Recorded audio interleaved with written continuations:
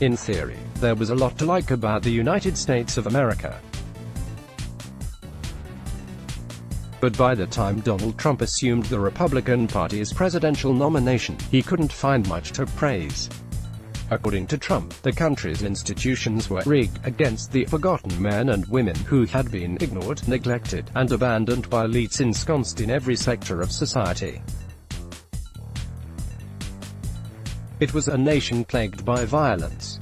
Its official statistics were fraudulent. Its elected officials and corporate interests actively sought to undermine the prospects of the less well-off. Its foreign economic, political, and military relations amounted to a conspiracy against the public. The president didn't change his tune when the nation elected him to its highest office either. The portrait Trump painted of America in his inaugural address was a place of hardship, persecution, and carnage. The patriotism to which Trump professed perfunctory fealty was the shallow sort that is enamored with symbols, undulating flags, soldiers in uniform, majestic scenery, and the like. Absent from the president's mind was the country's foundational principles and the ideological convictions of the founding generation that gave birth to a remarkably durable compact of states. And why would they be present? If the products of their inventiveness and sacrifices are so loathsome, why are they worth celebrating at all? This conceit is not limited to the nationalist right.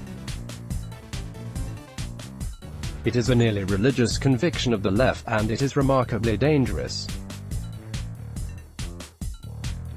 The number of Americans who view patriotism as an essential value is on the wane, according to NBC News, Wall Street Journal polling. The decline is most pronounced among millennials between 18 and 34 years old, for whom patriotism is unsophisticated and indistinguishable from jingoism. If you believe in the values that your country is expressing and following and you want to support those, then, sure, 31-year-old Megan Clark told the Wall Street Journal. But just as a blind association with wherever you happen to be from, that just doesn't seem logical. Fewer and fewer Americans describe themselves as proud to be citizens of the Republic, but the source of their anxiety about the country is limited almost exclusively to its politics. The decline is universal but most pronounced among self-identified Democrats and liberals and the younger voters who gravitate toward those affiliations. Those who are disappointed or ashamed one hears echoes of Trump's critique. The system, they profess, is rigged. Increasingly, the legitimacy of that system is under attack. The Atlantic's Andrew Ferguson illustrates the condition in a dispatch from Broadway, where the play, What the Constitution Means to Me, has received rave reviews and been nominated for a Pulitzer Prize. In Ferguson's telling, playwright and performer Heidi Schreck's estimation of the Constitution, the analysis of which she limits exclusively to its amendments, is so low because she believes it was established only to protect the interest of a small number of rich white men. Her critique is myopically focused on what the government cannot do to its citizens and short on the duties it can impose on the public to provide Americans with positive rights, in the form of the compulsory labor of others. Schreck laments the failure of the American political system to guarantee positive rights, in the form of the compulsory labor of others, to provide citizens with certain services. But it is the Constitution's failure to provide for and preserve the rights of women that is most central to her indictment. Here are no constitutional protections for women against sexual violence, she told NPR's Terry Gross. As Ferguson demonstrated, this assertion is based on a profound misunderstanding of the legal arguments in the 7-2 Supreme Court decision in 2005's Castle Rock v. Gonzalez, but Schreck isn't interested in law as much as sentiment. And the sentiment she is expressing is unmistakable. The nation's founding document is predicated upon a set of antiquated and prejudicial philosophies. How could such an odious document retain any legitimacy?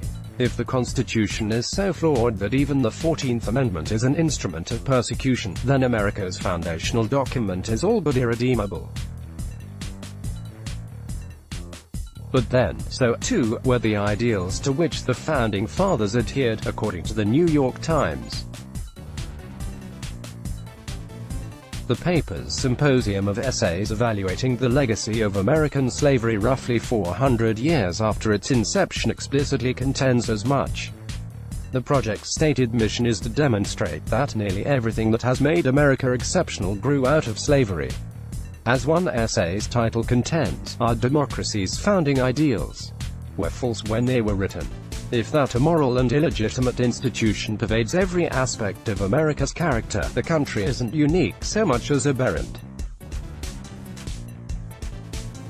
A staggering number of prominent Democrats appear to agree with the need to question the legitimacy of America's foundational philosophies and institutions. This country was founded on white supremacy. Beto O'Rourke averred. According to Joe Biden, the precepts of English common law, little things like the equitable resolution of disputes, a hierarchy of courts, and the localization of jury trials, disenfranchise women and minorities. This is English jurisprudential culture, a white man's culture. It's got to change, the former vice president insisted. To me, capitalism is irredeemable. Rep. Alexandria Ocasio-Cortez said of the conduct of commerce and profit-seeking that is as native to America as the Virginia Company of London and the Massachusetts Bay Company, early 17th-century firms that first settled those two colonies.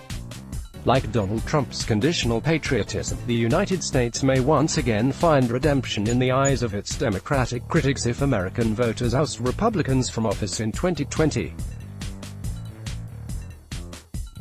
But as shifting national attitudes suggest, the attacks on the legitimacy of the country's foundational institutions from its governing class are not anathema to most Americans.